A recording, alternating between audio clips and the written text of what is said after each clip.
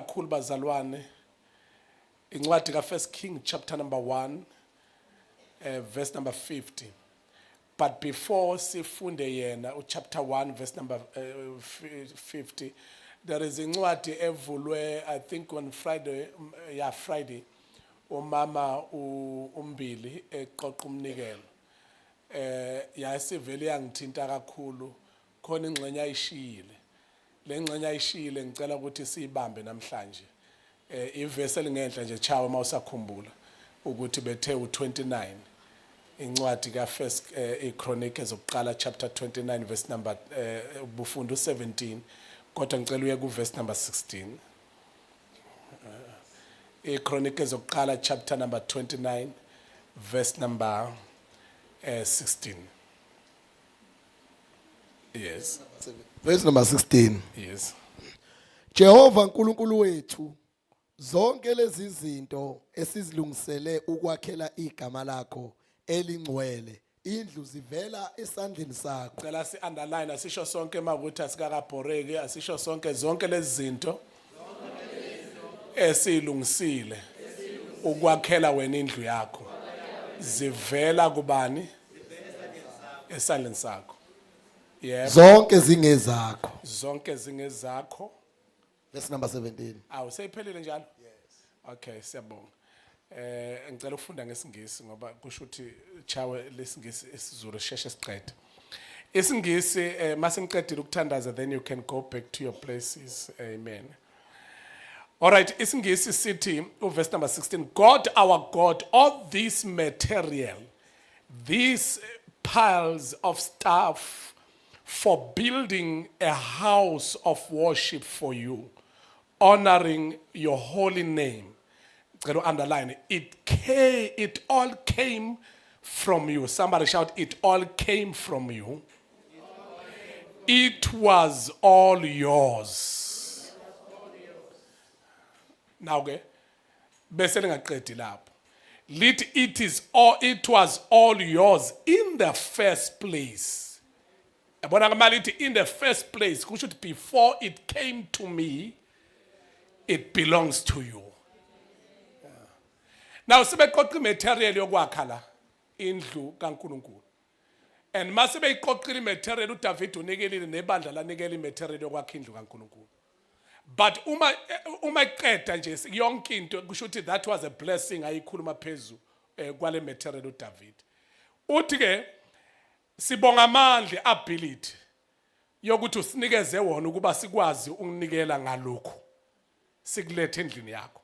Uthi ke le material yonke yokwakha indlu yegama lakho kuba silihloniphe elingcwele.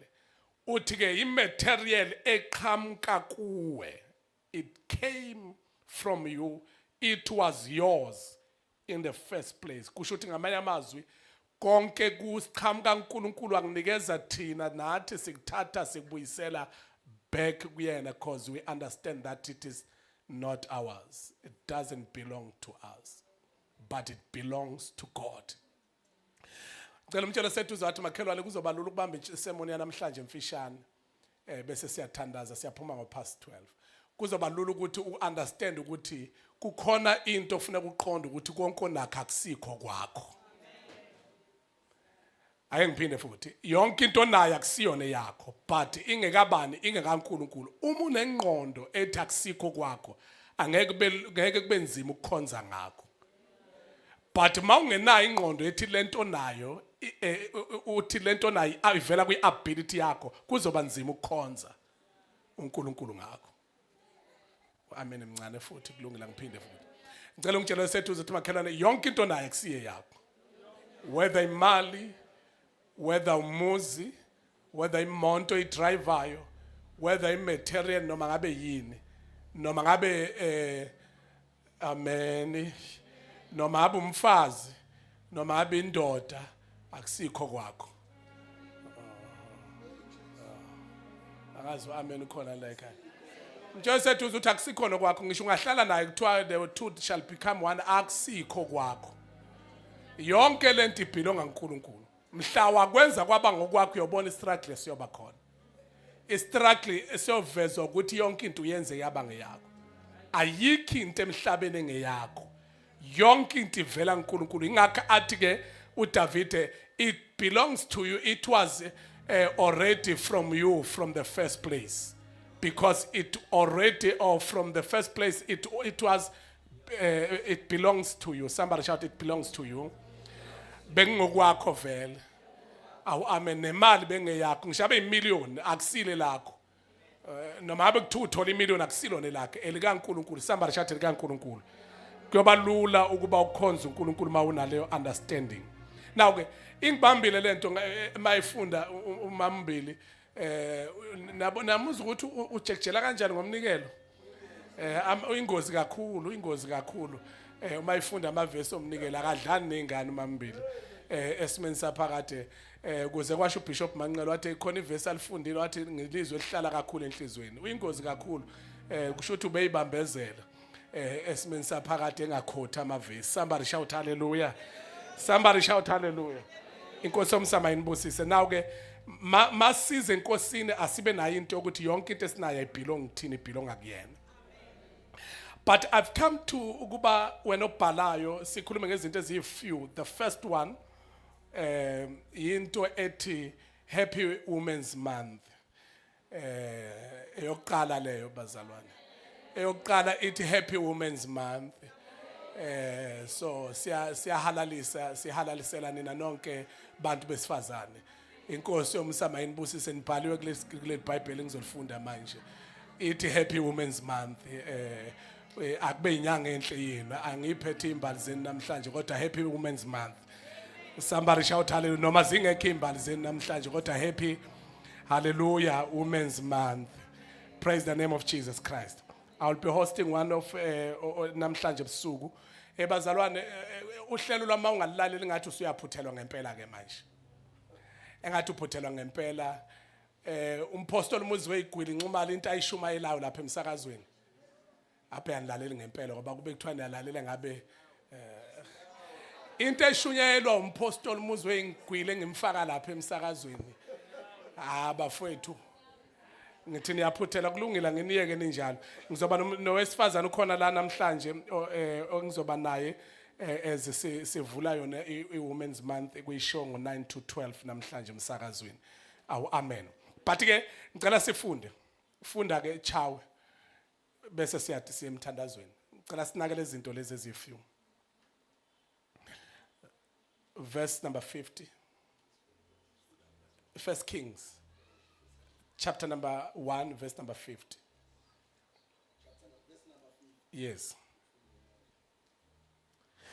uAdoniya wesaba ngenxa kaSolomoni wasuka wahamba wabamba izimpondo zealtare kwabikwa kuSolomoni ukuthi bheka uAdoniya uyayesaba inkosi uSolomoni ngalokho ubambile izimpondo zealtare ethi inkosi uSolomoni mayifunge kimi namuhla ukuthi ayikubulala inqiku yayo ngenkemba wathi uSolomoni uma eyakuba indoda enamandla akuyikuwela emhlabathini nolulodwa unwele lakhe indoda enjani uma eyindoda enamandla akuyikuwela emhlabathini nolulodwa unwele lakhe kepha uma okubi kufumaniseka kuye uyakufa yeah yayisithumela inkosi uSolomoni bamehlisa ealtare wafika wakhuleka enkosini uSolomoni uSolomoni wathi kuye hamba uye endlini yakho then ngicela sibambeke le nasikhumbula ngithi story kule ncwadi engizoyibhala nesasikhumbula istory sika David ngiyanibhora yini ayibone izandla bonke abathi Bishop Yaspora haw yini pho amen nangawisho nesasikhumbula istory sika David ukuthi uDavid uzalwa ngaphandle komshado then uSolomon uzalwa umka Uriya wabulawa uDavid ngenxa yokuthi wayesesesaba ukuthi kunesimo sokuthi uzamela ukuthi asulele isisu kubani shonini phela Uriya kusho ukuthi uDavid wakhulelisa umfazi womuntu uthe mayiqeda ukumkhulelisa uDavid umfazi womuntu bengekho bonke amadoda esempini manje kanti indoda esela uDavid kuphela makwasala kwakhulela umuntu manje ngesikhathi kukhulela umuntu kusela indoda eyodwa wabona uDavid ukuthi akukho umuntu engathi uyena owenzele umonakalo wabhala incwadi wabhalela ulokhuzana uOriya ukuthi akasheshe afike ukuze kuno double phuthumayo wafika uOriya mayifika uOriya wayesemthetha akahambe yobona umndeni wakhe athi uOriya hayi lutho angazi cisha amaqhinga enkosi ifuna ukungibulala inkosi yasifundisa ukuthi akekho bona umndeni abantu besempini wathi angeke ngikwenze lokho ngoba ngazi hleza amaqhinga akho waphuma walala eduze kwendlu yenkosi akangayi ekhaya mayithi uyavuka uDavid ekseni wamfica uOriya elele eduze kwendlu wayesethi awu akahambanga wathi ngithe hamba ubona umndeni ethi ufuna ukusulela isiso hayi lutho wanqaba uOriya wayesevela abhala incwadi wayibhalela uJowabi induna lapha umkhuzi wezempi wathi akamthathe uOriya mayifika nalencwadi nje mayifunda amthathe uOriya ambeke ekhaleni lempi la ishisa ngakhona ngamanye amazwi uOriya wathatha incwadi iphuthumisa ngenxa yokuthunywa inkosi akakwazi ukuphikisa inkosi wathatha incwadi wagijima nayo kanti uphethe ukufa kwakhe ithuna lakhe uyonikeza induna laphana umkhuzi wezempi ukuthi na incwadi eqhamuka kuDavid kanti la incwadi niphakathi kubhala ukufa kwakhe kubhalwe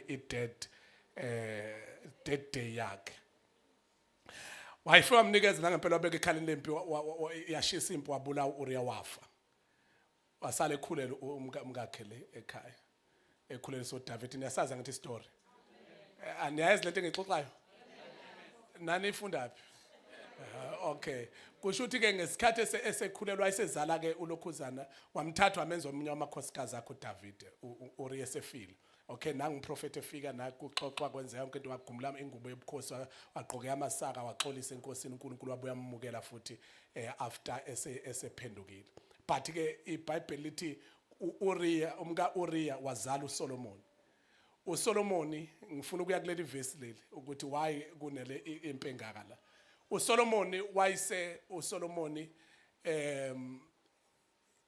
ethatha ubukhosi kodwa engafanele phela ngithi uSolomon siyambona ukuthi uzalwe kanjani but noDavid vele wayizaleke kanjani so naye wathatha ubukhosi ezaleke kanjalo but igrace kaNkulunkulu yafohla kunjalo wabuthatha ubukhosi uSolomon kanti ubukhosi ufuneka buthathwe lo baba lo uAdoniya uyena akade kufuneka athathe ubukhosi but akangabuthatha ubukhosi bathathwa uSolomon kwafika uDavid esemdala wagodola isifo sakhe ayisasimphethe sasimgodolisa awu amen kuthiwa uDavid wagodola akangafudumala bafaka ingubo lutho akangafudumala iBhayibheli njalo lisho lokho ningaze nithi kusho bishop akangafudumala babona ingubo seyiphelile base bethi singenze njani council yayisithi hayi no asithole owesifazana oyintombi into simthathe somfaka engubeni noDavid nangempela bathi asithole nje omuhle bamthola ke kuthiwa eShunammite woman that Shunammite woman yayineminyaka u12 uDavid na 70 years again David wathatha that Shunammite icouncil yakhe zinduna zakhe zathatha that woman ena 12 years zawuyifaka engubeni noDavid uDavid akalalanga ke naye kusho ukuthi akaze ezelale naye uya understand bagcina ngokwembatha but akalalanga naye that woman but when at 12 years now kuthiwa wabese yafaka emveni kwalokho esefakiwe lo ntombazana wafu David wakhothama inkosi awu amen mayikhothama iphume ngutsheni kwezwakala ukuthi ngendlela emuhle ngayo kuthiwa that woman eShunammite woman igama lakho Abshang kuthiwa loyana wesifazane wayemuhle endlula bonke abantu besifazane abakhona wayise uAdonija emthanda lo Abshang noSolomon kanti uyamthanda kanti uSolomon sehlele ebukhosini bobabili bangabandawonye obhuti bayalamana and manje bathanda intombazane eyodwa kodwa bangobhuti bayalamana uma bethanda le ntombazane eyodwa kuthiwa ulokhuzana uAdonija wahamba wayocela kuSolomon ukuthi ucela amnikeze uAbshang ukuthi abe unkosikazi wakhe, wanqaba uLokhuzana uSolomon. Kodwa inento ethi uSolomon uyabona ukuthi wayenenhliziyo kakhulu kuAbshang. Noma wayenabafazi abawu700 nezintombi ezu300 uSolomon. Kodwa kukhona into engicela ukuthi uyinaka ukuthi wayemthanda lo Abshang. Mina ngiconvinced ukuthi phakathi ka700 wives, hey why dangerous uSolomon. 700 wives and 300 weyintombi. But wayemthanda uAbshang. Uyazi ukuthi wayemthanda? Yingenxa ukuthi iBhayibheli lakho mawulifunda uvula incwadi ethi ihlabelelo zezihlabelelo zibhalwe ngoAbshang. uAbshang ngesikhathi na 12 years ephuma engutsheni wayengakahlosi namabele engakaphumi kahle. Wayesemncane ena 12 years. Mayiphuma kwabhala uDavid wathi njalo uSolomon wathi sinodadewethu omncane. Kodwa manje siyakwenza njani uma kufika abasemzini befuna ukuba bamlobole na ngoba amabele awekho. Wayibhala ngoAbshang. Wambuka ekhula wazi wathi izihlabelelo zezihlabelelo wazi wakhuluma wathi amabele sezaphuma. Wathi anjenge amagqume intaba. Angazi amen ukhona la ekhaya. Izihlabelelo zezihlabelelo lezo bazane ngishoyo. Zibhalwa ngoAbshang. But now is ukuthi ke le verse esifunda kwenzakalani. uAdonijah usolo kuthiwa into ayonayo kuzocela uAbshang ukuthi amshade kuSolomon. Then ubutha baqala lapho uSolomon then wayesekhanda impi eyoshaya noma eyobulala uAdonijah umfowabo ngenxa ukuthi ufuna lo wesifazane. Wahujwa uLokhuzana uAdonijah. And ehujeni kwakhe baleka kusho ukuthi wabaleka zonke indawo wayibona zingaphephanga. And iBhayibheli lithi wabaleka uAdonijah balekela umfowabo oyinkosi. Wabaleka waze wafika ealtar etempelini. Wafike wangama eceleni kwalo. Ngicela uyinakele. Akangama eceleni kwalo. Kodwa kuthiwa wagibela phezulu kwalo. Wayesebamba impondo zealtar akangehla. What if uSolomon efuna ukungibulala ngicela ningibulale ngiyibambile impondo zealtar. Wathi angeke ngiyidedele uAdonijah. Wathi ngeke ngiyidedele. Bamncenga bafika bathi kuthiwa yehla. Wathi anginakwehla ngakasetholi isethembiso kuSolomon. Sokuthi uma ngehla la angeke azangibulala. Kuthiwa uSolomon wayise ethumela le message ethi uma unamandla nenhliziyo yakhe ifunyanwe ingekho yimbi. Mayithi ingekho yimbi ukhuluma ngokuthi imbi mawufuna lo muntu engafuni naye. Kusho ukuthi angeke ubulawe uma kuukuthi inhliziyo usuyijikisile kulento akade uyisho. And kuthiwa ke wavawa noAdonijah ephezulu kwealtar ebambe impondo zealtar. What I will never come against you. Esho Solomon. Wayesebhala uSolomon wathi nidedeleni makehle. Wehla ethi ngeke ngikubulale. Kodwa ezogibela ealtar ebambe impondo ebaleka because of ukufa. Namhlanje I've come to say izinto ezintathu. The first one yinto ethi ialtar kaNkulunkulu it can stop the storm. Lingakwazi ialtar ukuvimba istorm esiza kuwena. Because uAdonijah, not that he was bad, but umuntu ofanele ngabe uyamprotector wajika wafuna ukumbulala. Ngesikhathi ejike efuna ukumbulala umfowabo uSolomon. Wayesecabanga uAdonijah ukuthi yini engahlehlisa inhliziyo kamfowethu. Wayesefumana ukuthi iyodwa into ngoba isentence noma usuku lokufa kwami seliphumile. La ngikhona ngiyafuna kufanele ngibulawe because of ukuthi inkosi uSolomon okumfowethu yimade kufanele ngihlale ehlalo but inkosi uSolomon ifuna ngibulawe. What if there is only one place that can reverse my death day. Cela umthetho sethu uzathi makhelwane nanti altar namhlanje sizovala ngalo. Likwazi ukuvimba istorm esizoqeda ngawe. mhlawumbe ngoba ngeke uzu understand, according to the scripture i-altar likwazi ukukhansela ukufa. uSolomoni kwangumele ukuthi ambulale uAdonija, but ngenxa yokuthi use-altar ubambelela impondo wahluleka ukumbulala.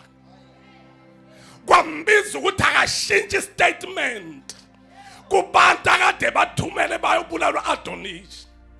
Washintsha istatement wathi noma ngazi ukuthi akangenzanga kahle ngokwami bese ngikhipha isusu lokufa kwakhe, but today ngenxa yokuthi use-altar angikwazi ukumbulala ese-altar.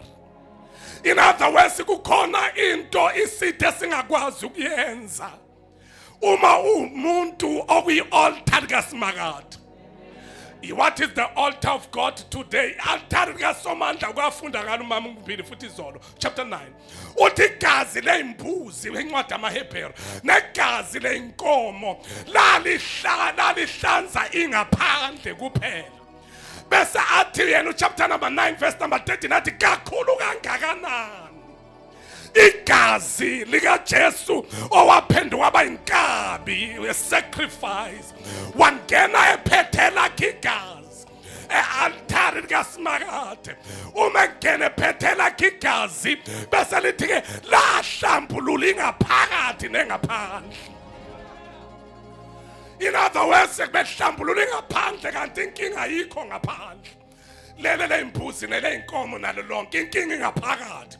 But lele likaKristu Jesu lazongena ngaphakathi. Then he became a sacrifice in the altar. Now when we receive Jesus Christ as the Lord and the Savior of our lives, the pulpit is not just a pulpit. The stage is not just a stage, but this is an altar. Ukuba kuthiwa besikwi-Old Testament besizoba kuhlela umphongolo la. Umphongolo neinduku ezimbili kaMose neka-Aroni namakherubhimi isivalo sakhona ephezu kwaso umphongolo kaSimakade. Bekuzobe kuhleli wona la kugibela umuntu. Awu somebody shout hallelujah. Akekho umuntu ogibelayo ngenxa yokuthi umphongolo. But namhlanje ngenxa yokuthi le-altar kaSimakade yalenga, leli altar itabanakeli laba sentabeni yekhanda. Lentaba yekhanda yintaba la uJesu alenga khona. Ngivumelene ngimemezele namhlanje ukuthi the day uJesu elenga esiphambanweni kwakhansela ukufa. Awu somebody shout hallelujah. Umuntu ogijimayo ebalekela ukufa kodwa mayikafika kwi-altar esithembele kulo asinalo elinye altar ngoba saphuma kuma-altar akithi esasikhothama kuwehluleka noma sesikhothamile ehluleka noma sesiguqile sahlaba kodwa seza kwelikaSimakade i-altar okwathelenga esiphambanweni kwatatazela isigodlo sobumnyama kwatatazela umhlaba. Lithi iBhayibheli nelanga lafiphala kuthiwa kwabamnyama kuthiwa namatshe aqhephuka yonke into kwaba khona into eyenzakalayo ngoba leli altari uma selimile kuba khona izinto ezenzakalayo. Oh somebody shout hallelujah. This altar is the name of Jesus Christ. Mthendo sethuze wathi makhelwane noma ngabe ubaleka kanjani ubalekela ukufa mawuke wafika la, mawuke wafika kule altar. Awu noma ngabe uAdonija ufuna ukubulayela into ongayenzanga ngoba wengenzanga lutho uAdonija, ngithi mina kunendawo yokubalekela yileli altar likaSimakade elithi iBhayibheli ku chapter 18 verse number 10 incwadi ezakhe igama likaJehova lingumbhoshongo namandla obalekela khona uyalondeka bese yaphepha. Awu somebody shout tell seduze ukuthi linamandla leli altar noma ngabanye abantu bengalidelela kodwa linamandla.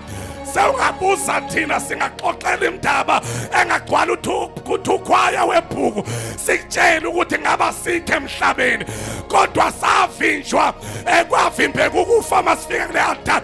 Mhla siphenduka nje khona izinto ezanqamukayo. Thina seduze ukuthi leli altar livimba ukufa. utshela isithe esikhuphayo ukuthi angisuki la. Abekho abantu la ekhaya. Utshela isifo uthi angisuki la.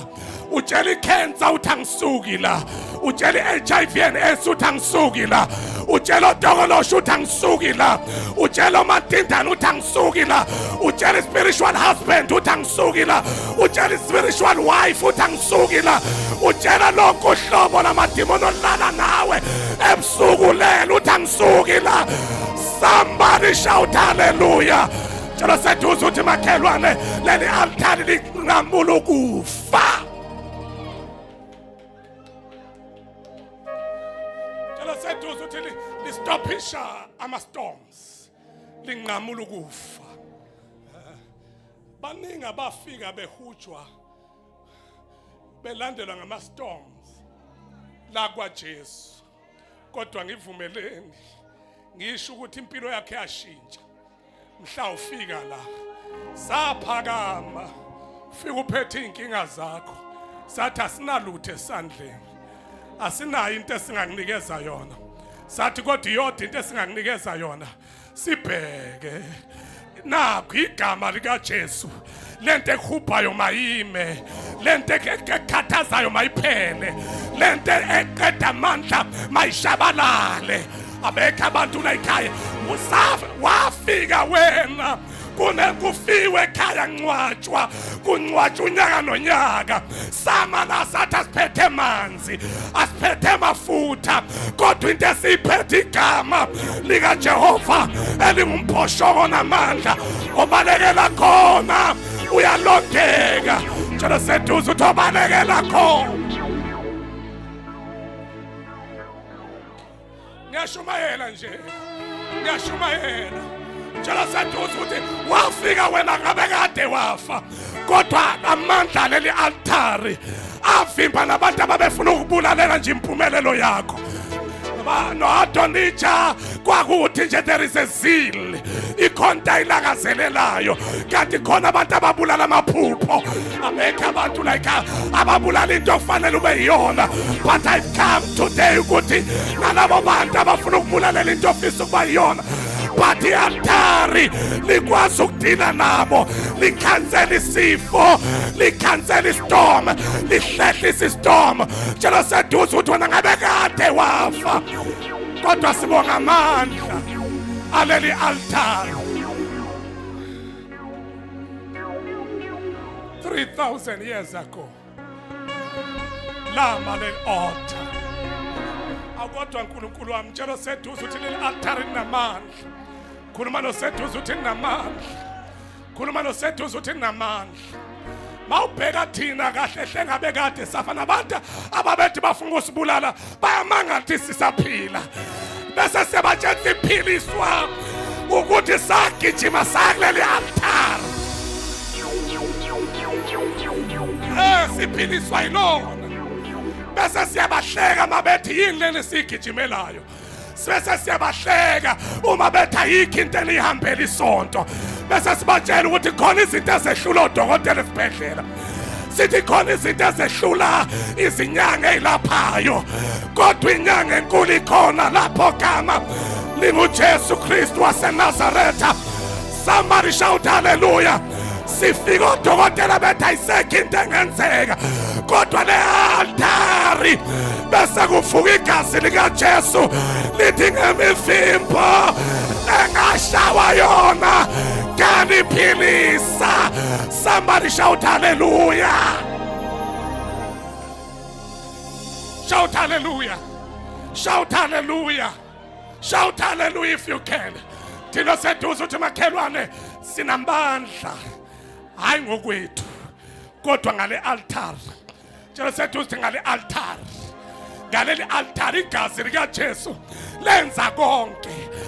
Mina ngikhuluma ngento ukuthi bake bahlale bekhulume ngawe kodwa izinto nezigqibo abagqibe ngazo besemhlanganweni mase kumele zenzeke bahlakazeke bodwa ethi omunye hayi ngengisakwazi omunye ethi hayi ngengisakwazi athi omunye hamba wena athi omunye yenza wena kanti sekuphakame leli altari. Sikibela phezu kwala sisuki asehli kule ndaba. Tshela seduze uthi i-altar, uthi i-altar, i-altar. Futhi asisuki lapha, asikhweshi, asiyindawo. Babahlala nathi, hlala nathi. Asehli noma ngafika abantu bethi lento eniyikholwayo ayikho. Siyobatshela ukuthi thina kwake kwahlela umngcwabo. Kwathi singatholanga ngisho isicapha setekisi ekhanga namatekisi. Kwathi singatholanga ngisho isicapha. And then there was my cousin ozalo wanti ebedriver letekisi okufanele ngabe away awasekhaya. I'm a firstborn kubaba. But kwathi ngizihamba nje ngiyibuyele esikoleni, wathi ufuna ungishayisa ngetekisi ngoba azi ukuthi umuntu ozoba inkinga yimina. But igazi likaJesu lanqaba. Awutshela seduze uthi lanqaba. Tshela seduze uthi kahle hle asivikelwanga ngamandla nama-altar amanye, kodwa iyodwa into esiyasivikelayo. Sivikela usimakade ngoba ezinye zazo asiyibonanga, kodwa yena uyena oyibonile wayiphebeza. Tshela seduze uthi uyaphebeza. Leli altar liyaphebeza, liphebeza ama-storms, liphebeza yonke into. Tshela seduze liyaphebeza. Sisho ngegunya, sisho ngesibindi, sithi we shall not die before our time. Ngoba siyazi asimanga ngamandla ethu, kodwa sincike kuleli altar. Sithemba amandla akuleli altar.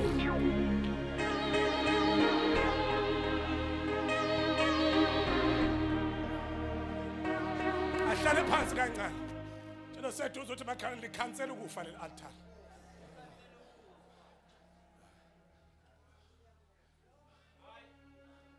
Yodwa into ongayenza.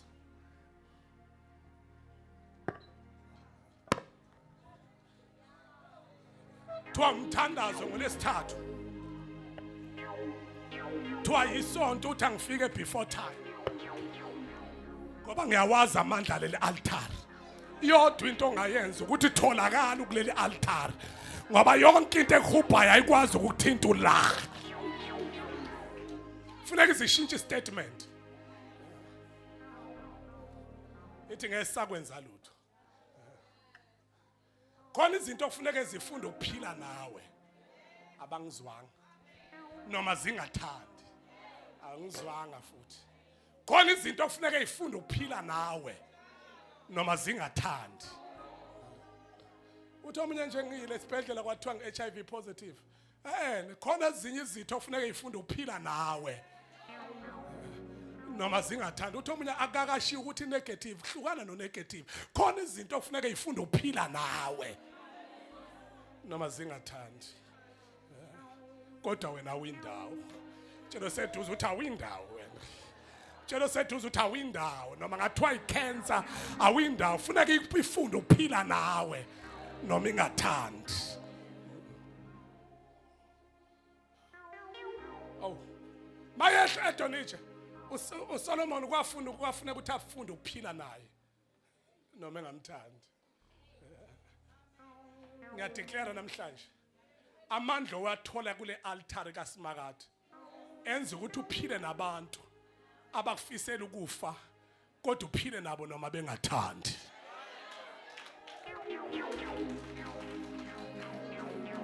Angishumayela ngedwa la ekhaya.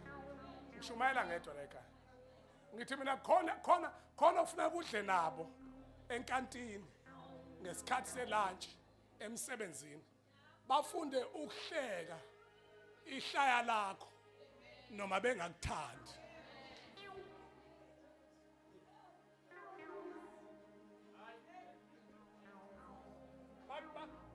Baqale bahleke ihlaya. Behleka umuntu ohlengatha kodwa ahleke engathandi kodwa agcine sehleka ngoba kufuneka afunde ukuphila nawe noma engathandi. Ngiyadeclare ukuthi uNkulunkulu akenze njalo empilweni yakho. Leli altar alikuvikele becabanga ukuthi lenyanga bayihambile izoqeda ngawo ngeke ufike kusasa emsebenzini noma ngomande awuzi bakubona ufika uphila futhi uhamba uhlabelela we glorify your holy name qawe awulama lama qawe bekubona ugaxela isikhaftini sakho selunch uhambe passage uthi we glorify your holy name uhamba passage bekulunguse awelama bedakaqhugi akwenzeki lutho uhamba nje uphile we glorify your holy name uliqhawe lamaqhawe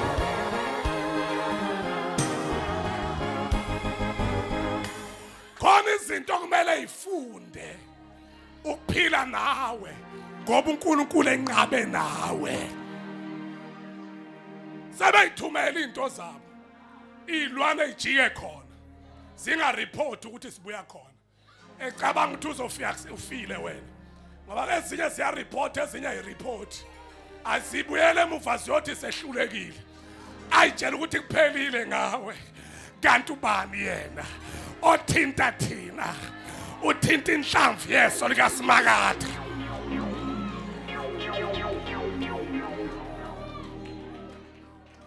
anginendaba noma ungathi mawuphuma besale bekuhlebe boardroom it doesn't matter bayoxabana bodwa bathi beqeda ukuhleba nje bese kuzomunye yedwa ngale office nithi akazi noma unaso isikhathi how isikhathi sana kunodaba nje ngifuna hey pasop nje indlela ohamba ngayo upasophe ngoba hey abakhulumi kunezinto ezimbi abafisa ukuzenza kuwena pasopa nje uqaphethe wenze njani uyabona ukuthi ade khona ke lo emhlanganweni ubekhona ke lo ubekhona yabona nona zongitshela manje ubekhona futhi khona into ayishilo naye bekhona emhlanganweni kodwa kwasho ukuthi altar livuka liphakame libahlakaze bengakenzi kusuke yedwa azobika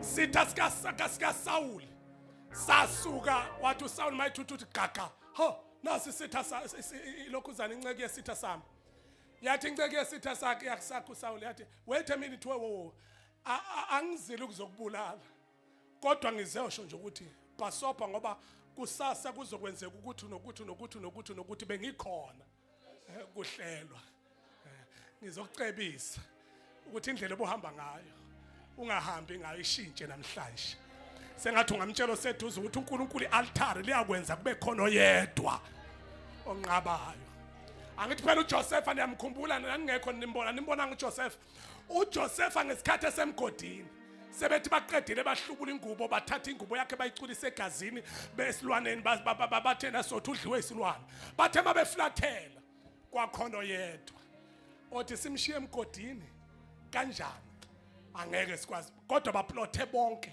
ukuthi asimibulale mabefika la kufanele bambulale khona bathi asingambulale simfaka emgodini mabe sebemshiye emgodini kwakhona othi simshiya kanjani nampa bezayo asimdayiseni emshimali ongenani asuke la yakwelinyiso uNkulunkulu ngeke avume uma ialtar limile ukuthi ungabi nayo way out kwisimo fakwa kuso uSathane ngiyadeclare there is no weapon which has forged against you shall prosper asike isikhale silolele wena siyawuphumelela ngiyadeclare asike isikhale esilolele wena siyawuphumelela ngiyakhuluma phezulu kwempilo yakho ngeke imnikelo wakho kuleli altar bese kwakhona isikhalo esiphumelelayo kuvuka imnikelo yakho ithaka kwazi kuba kuyiccident lo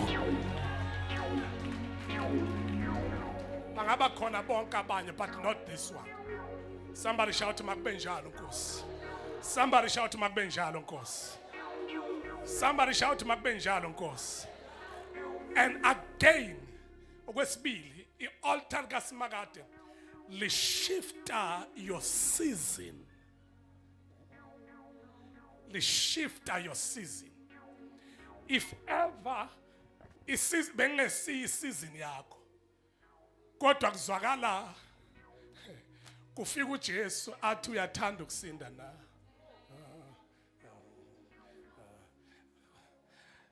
Second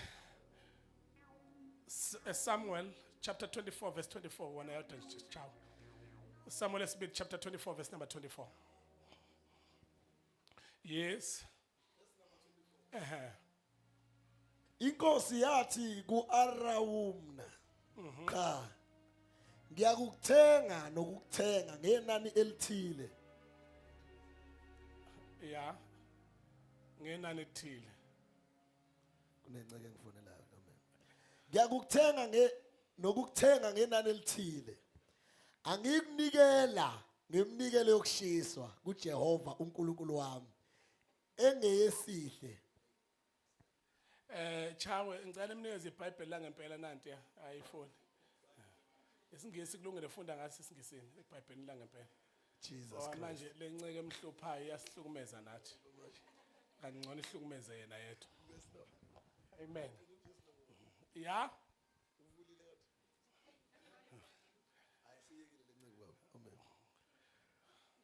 Cha, ngiyakuthenga nokukuthenga ngenani elithile. Yeah. Angikunikela ngemnikelo yokushiswa kuJehova uNkulunkulu wami engeyesihle. uDavide wayesethenga isibuya nezinkabi. Now okay, don't forget when kuzo shiftwa isizini empilweni yakhe ayishiftwa yinto yokuthi noma ngibeke nje ngithi into yamahala. There is nothing for mahala mazoshintsha izoshiftwa isizini. Ngicela ukuzwa abantu abathi nothing for mahala bathi nothing for mahala. Mawufune kushintsha isizini kushifte isizini yakho. Kungabe isizini yasebusika kube isizini yasehlobo empilweni yakho. Awukwazi ukuthi uze uthi uNkulunkulu ngicela ushintshe isizini ngicela uMary niyambona ngithi uMary wayintombi nto mayihamba ukuthi nto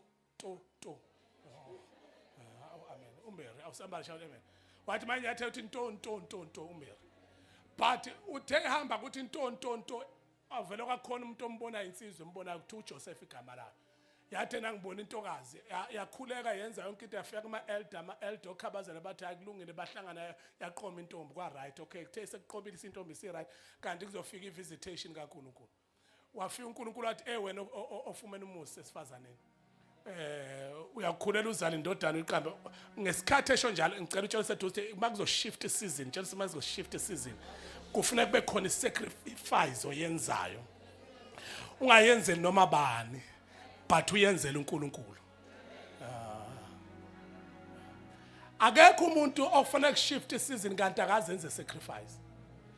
Kuthe lungiselela umshado kwavela kwafika ingelosi yathena wathi ngiyakwazi kanjani ukuthi ngikhulelwe indoda ngingayazi since ngingayazi indoda wathi umoya kaNkulunkulu okusibekela ukukhulelwe bese ukhulelwe ngomoya kaNkulunkulu ungayazi indoda ukhulelwe ngomoya kaNkulunkulu ungayazi indoda bese uzala umntwana igama lakhe kuyothiwa umsindisi wamchaza lalelani-ke nangempela wamsibekela umoya sitshelo sethu siwamsibekela umoya wakhulelwa ubani uMaria waze njani uMaria hambe ngathi awuthandi sakhula isisu waxukuza ekliniki wafaka ama morning shoes wadla ama grapes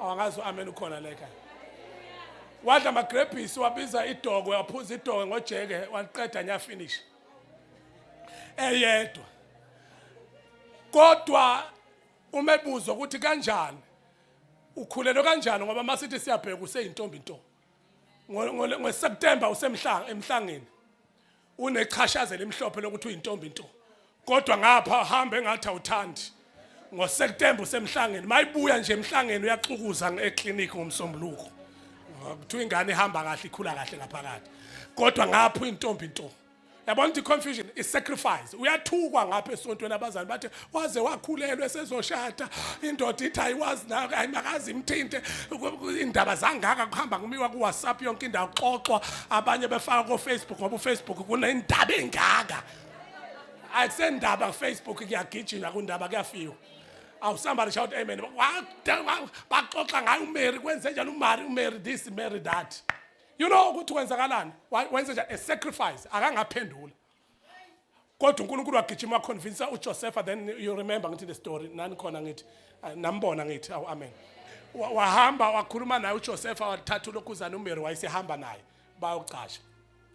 That sacrifice yasave icompany kaMary esezele.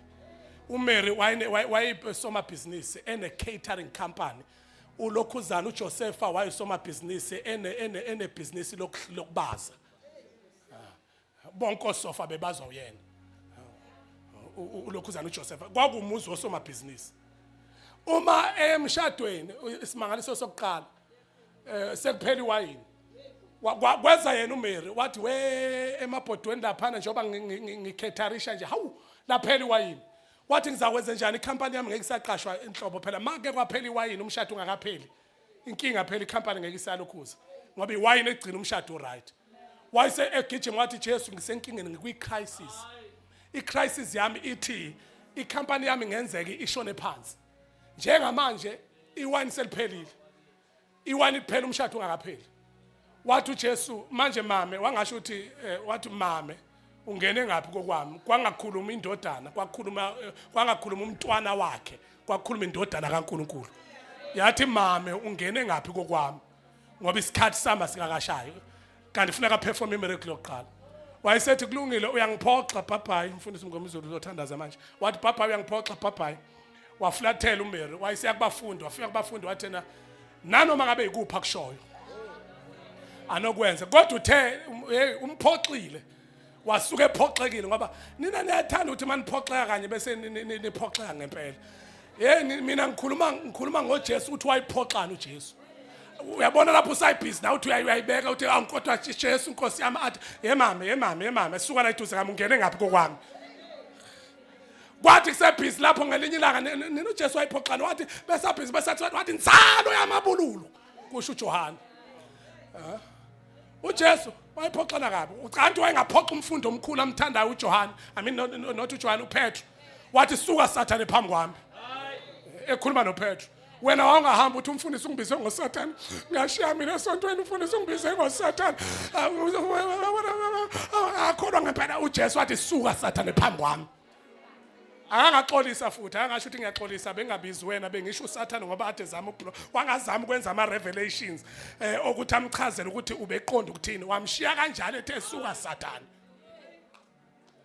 Nkosi ungaphilisa indodakazi yami lapha umntanami lapha wathi hey kahle kancane mama yima mama konje umuntu engathatha isinkwa sabantwana ayosinikeza izinjana kusho ukuthi eziwena ucela uyinjana abekha abantaka ezucela uyini uyinjana. Wena wangajika wathi kodwa lo mama lo akangaphoxeka engathi singabathola abantu abanjani angaphoxeka wathi noma ngiyinjana kodwa nenjana iyayixosha imvuthuluka wakumaster wakhe. Somebody shout hallelujah. Mtshela sethu ukuthi iyayixosha imvuthuluka akangaphoxeka. Now icompany might nanoma ngabe kuphe nikushoyo wavele same time might nanoma kuphe nikushoyo waflathela futhi uMary wathi ngadlala uJesu phela. Nami wafika uthe isikhathi sakhe sikakashayi sokuthi aperform nami sasingakashayi kwakusafuneka ngifake iveli emhlophe ngishaya istep ngenze yonke ngakhulelwa singakashayi. Manje ke Jesu ngeke ungitshela ukuthi isikhathi sikashayi nawe uzoperform singakashayi. Now is sacrifice yenza ukuthi ukwazi ukushift ama seasons. Akodwa bekha abantu la ekhaya mtshela sethu ukuthi isacrifice kwenza ukuthi ukwazi ukushintsha ama seasons. Kungeyona isizini yakho but ukwazi ukuthi uNkulunkulu wena uthe wena awujiki uzulu lakhe lingajiki kodwa uzawujika kimi ngenxa yesacrifice engiyenzileyo. Uthe izulu lakho malike laphuma besaguquka kodwa uzawukuguquka ngenxa yesacrifice engiyenzile. uJesu akajikwa ibo bonke abantu kodwa ujikwa ngabantu besacrifice. Cela umtshelo sethu ukuthi altar lakho uma kuzoshift isizini kufuneka ligcwale livuthe alibe nomlilo siyothandaza. Somebody shout hallelujah.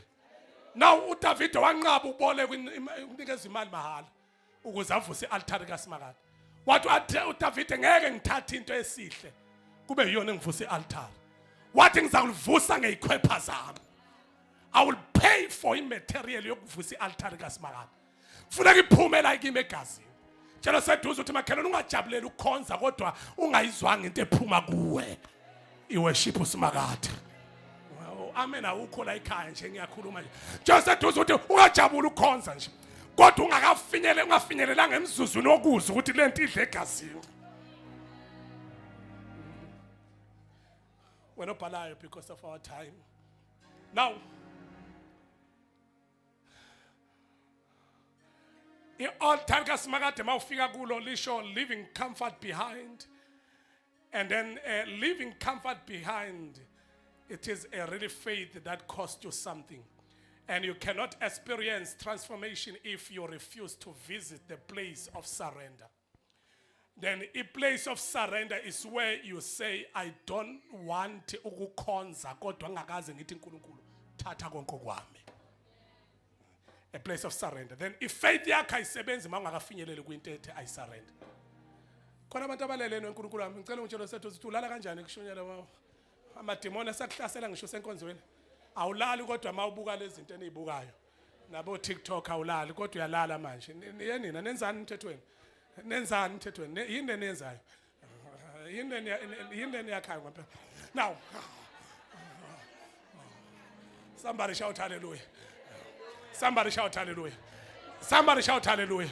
Cela umtshelo sethu uzathi umtshelo sethu uthi makhelwane mthethe makhe. If faith idinga ukuthi kube khona into owenze njani olahlekelwa yiyo.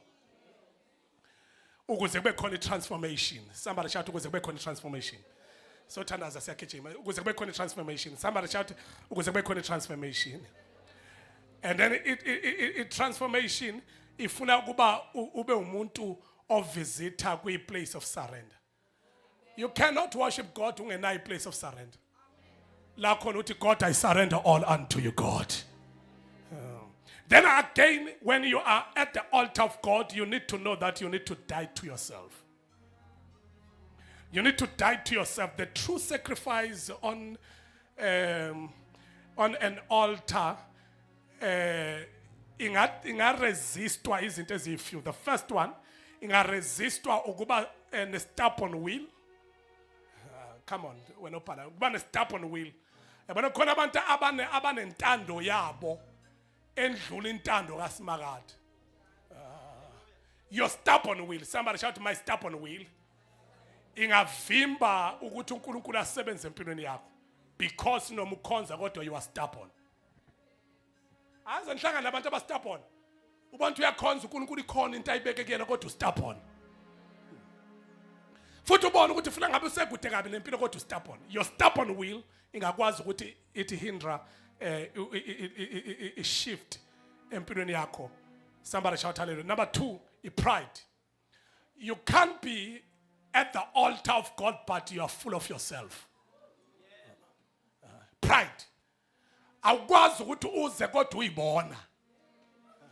Kodwa bekha abantu like kanje. Awukwazi ukuza uNkulunkulu ofuneka usarende kuye kodwa uyibone sewukhona. Ngisho uthandaza uthi uyachekwa uma uthandaza inama yakho shaya yabona ukuthi nalokho ukuthandaza lokhu ubona kahle kanje. Glory to God. Hallelujah, hallelujah, hallelujah, hallelujah. Uyabona ukuthi lona ukhona sinaye la kodwa akakafi kuye. Then when ufuna an altar ikusebenzele you need to die to yourself. Angazo amen ukhona la ekhaya. Manje sethu ukuthi noma uqoka iwive noma ifrontale ebiza kangakanani kodwa mawusuphambi kwakhe you need to die. Ayihlephuke mayihlephuka. Angikhulume nabantu phela ayihlephuke mayihlephuka. Akusuke kwa makeup mayisuka leyo makeup oyifakileyo ngoba awuyifakelanga ukuthi uzoyibamba ebukhoneni bakhe. Uyifakela ukuthi ube muhle. Kodwa mawusufike kuyena beauty doesn't matter in the presence of God. Jelo sethu uthi ebukhoneni bakhe ubuhle bakhe abalekile. Into ebalekile ukuthi uyena ufuna ka transforme wena. Abangazi amen ukhona like I'm just said to into ebaleke to way uyabona umuntu okhonza umuntu excuse me yena lo uyalizwa ukuthi liyamhlaba usubona ngexeshana leyo nyembezi lithi cha kodwa uyabona yomile inkosi malanga le yona kahle hle yomile izwi liyabhampa la kuyena mayifika liyabhampa la kuyona somebody shout kodwa yomile ukhuni lo yomile anama yakho shata tshela sethu uthi makhelane you need to die to yourself awukwazi ukuba nepride kodwa la amen ngifuna sothandaza nje tshela sethu uthi again bese kuzoba yini okunye futhi amen bese kuzoba okwesithathu a need for control amen don't control yourself allow the Holy Spirit unesidingo sokucontrolwa uye not wena ucontrol yena kodwa ngazo amen ukhona la ekhaya somebody shout hallelujah and then the created verse about what I've said now aligner towards everything that I've said now let this into intathu is Romans chapter 12 verse number 1 nikelani umzimba yenu nelaza ngithi ngicula nangalo ibe umnikelo kodwa nilenzi ibe umnikelo ophilileyo nopheleleyo imizimba yenu ibe umnikelo ophilileyo nopheleleyo bese kuba ukukhonza kwenu ngokuqonda bese lithi iBhayibheli niguquliwe ingqondo yenu yenziwe benjani ibentsha kusho ukuthi ngamanye amazwi is sacrifice ngeke ukwazi ukusacrifice with your money kanti usahlule kuba usacrifice ngoqobo lwakho awukodwa ngazo amen ukhona la ekhaya phela zonke ezinye izinto ayibuza egazini manje ngeke ukwazi ukusacrifice ngezinye izinto kanti wena uqobo lwakho vela likakafiki kuye yingakho sinabantu abathukayo imali engaka iyesontweni kodwa akekho obuza mama bhodlela katshwala eginqiwe lapha na kuthiwa ama crate house 6 ehleli lapha akekho obuza ukuthi imali engaka niyimoshayo niyisekwetshwaleni kodwa makuthiwa iza la kuye altar kaSomandla ingathi lahliwe ayilahlwa ngamayala lapha etshwaleni Tshela sethu uzothi makhelwane mawungazange unikele umzimba wakho you can't take a decision for yourself to worship God. But chapter 12 wona ufuneka ungene uringe enqondweni yakho uthena you cannot do anything mawungakanikeli. Mawunikela ngomzimba wakho uthi uNkulunkulu angikwenze ngikuthandayo but lokhu wena okufunayo kwenze kimi. 3 minutes left. Awukodwa uNkulunkulu wami. And then when you have done that there is a sweet aroma eqhamuka kumuntu onjalo, a sweet aroma. And a sweet aroma, it is when you lay your best. Somebody shout my best. A sweet aroma iphakama mawuthi wendlala noma wenze njani unikela ngalokho esithi best wakho sweet aroma. Ayiphakami sweet aroma kanti ubeka izibozi. Namkhumbula lo yana ubani konjwa lo yana uKhayini nobani? Ubani wanikela okungcono? uKhayini wenze njani? Cha bo yini nibalekela igama ngifuna nilisho nini uKhayini wanikela unjani nanti lisho njani iBhayibheli lithi wanikela ngezibozi okubolileyo lo munye wanikela ngobest and bese kuthiwa mase sekushiswa ke kwase kuyaphakama lo ophakamayo wakabest kuthiwa waphakama kwavuleka amazulu kwaphakama izibozi avaleka sengathi ungamtshelo seduze wathi makhelwane mawushisa isacrifice yakho kanti isibozi amazulu athi valani kodwa mawuphakamisa isacrifice yakho kanti ubest wakho amazulu ayavuleka come on somebody shout hallelujah mtshelo seduze amazulu ayavuleka now eziye zezinto ofuneka inqotshwe kubazalwane ingakho abazalwane bazohlupheka baze bafe abaningi bethu because uma kuza kulento ye sacrifice ne giving nayo yonke into bayavala kuvala ngisho inhliziyo nayo yonke into kanti I prosperity yakhe lele kutheni how much do you give to God and into okuvutha rika papa yanta ayivuli imali khoshana brother bayanda ukhathile unamehla amakhulu ayivuli imali ayivuli imali nje sethu ayivuli imali makhala nje ayivuli imali obrother bayanda ayivula imali mtshela sethu obrother bayanda ayivula imali but into evula imali yini i-giving ne-sacrifice ne-tithing imnikelo mningi ebala ku-Deuteronomy imnikelo ebaliwe awodwa laphana ku-Deuteronomy akubala imnikelo eminingi. Somebody shout hallelujah. Then uma urikapashata yalikamanta lapha ngisho ungaribashata kuze kushaya kusukela ngo6 ekseni uphikuze kuyoshaya u6 wangakusasa ekseni rikamanta la prosa. Hey uyavuka nomlilo onzima kabi.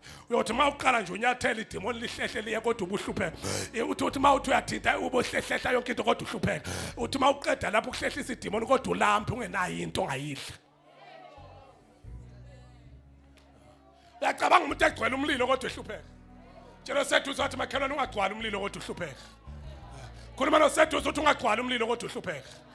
Because of my time. Let's stand on our feet. Isikhathi siphelile. Oh God. Shana maya kasa.